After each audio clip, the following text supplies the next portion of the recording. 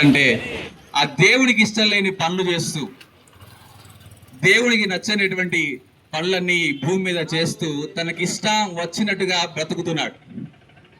అవును కదా? ప్రతి మనిషికి మంచి చెప్తే ఎవరైనారు, ఎప్పటికీ కూడా చెడే కావాలి. అయితే ఒక బుక్లో ఇలా రాసి ఉంటుంది, మనిషి తన ఇష్టానుసారంగా జీవిస్తూ దేవుని నుండి వచ్చే ప్రేమను పొందలేకపోతున్నాడు. మనుషులు ప్రేమించుకుంటానే ఎంతో ఆనందంగా ఉంటుంది.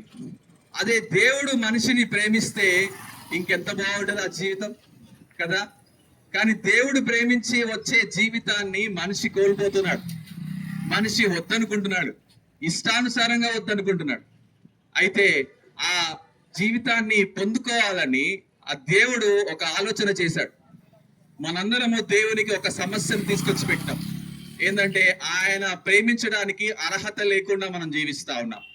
అయితే ఆ సమస్యను దేవుడే పరిష్కరించాలని చెప్పేసి, ప్రతి మనుషుని జీవితాన్ని మంచిగా జీవించాలని చెప్పేసి, అయితే దేవుడి దగ్గరికి ఆ మనుషులందరినీ చేర్చుకోవాలని చెప్పేసి దేవుడు ఉన్న చోటునే ఒకటే ఒక మాట, ఇదిగో నేను నమ్ముతున్నాను, ఇదిగో నీ మార్గంలో నేను నడుస్తాను, మంచి చేయడానికి నేను ఉంటున్నాను.